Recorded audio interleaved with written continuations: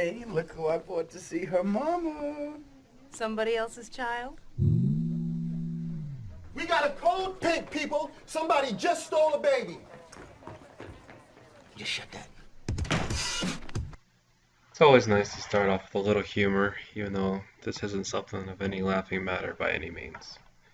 Welcome to Code Pink.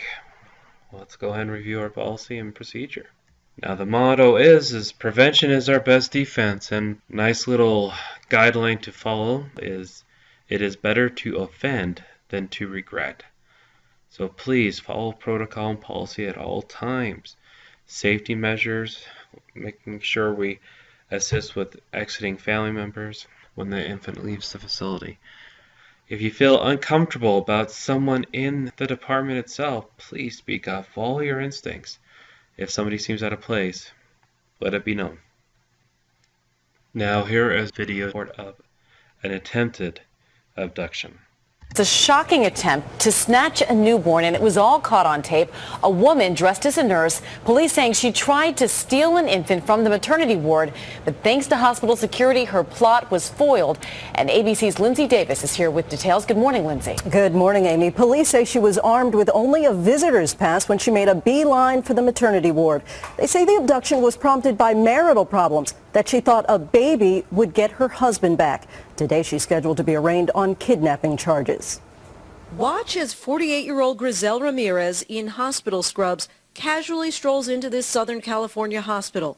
Moments later, police say she walked into the maternity ward at Garden Grove Medical Center and right into a room with a mother and her newborn baby. She walked into the room, told the mother that the doctor was on her way in to see her. Why don't you take a shower or something to that effect? But when the new mother went in to take a shower, police say Ramirez put the infant in this purple tie-dyed tote bag and took off. Somebody had tried to walk out with a baby in a bag. Do we know if it's her baby or any? No, it's not her baby. Okay.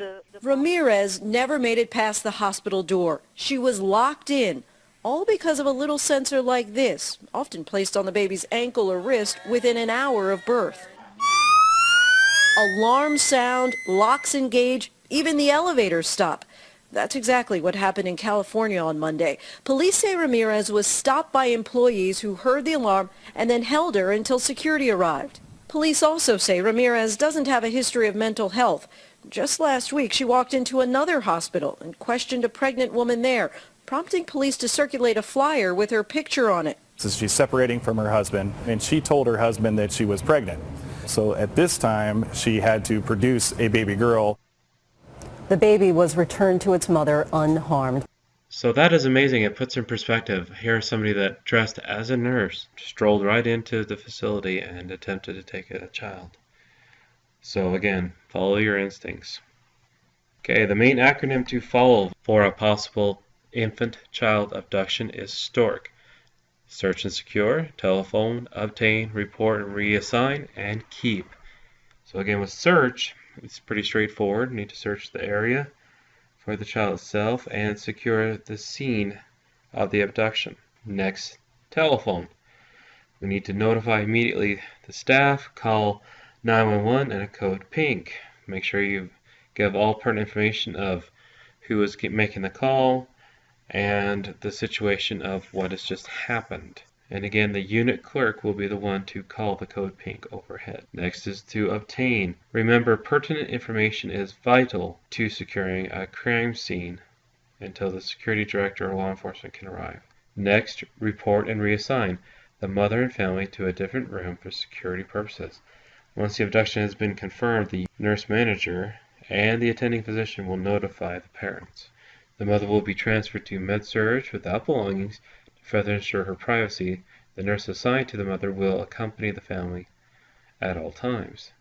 Social services will be contacted and any chaplain or family members that they request as well. Next we have keep. All staff and visitors on the unit until law enforcement arrives. Law enforcement will release staff and visitors at their discretion.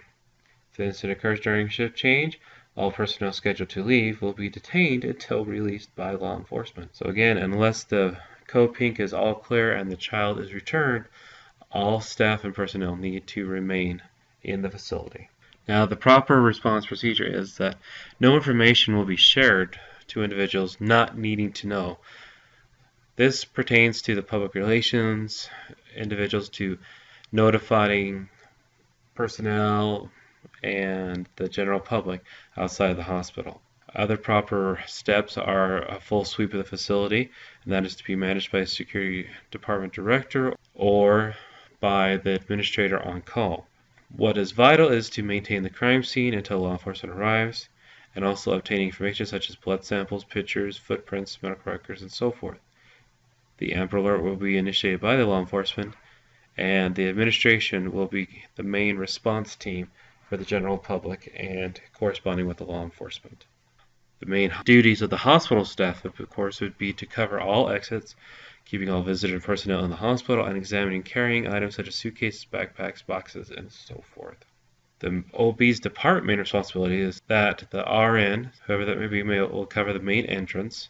The postpartum nurses will cover the west door, nursery nurse will cover the south door, and the unit clerk or CNA will cover the main desk and nursery. Again, never believe it won't happen on your shift. Remember, prevention is our best defense.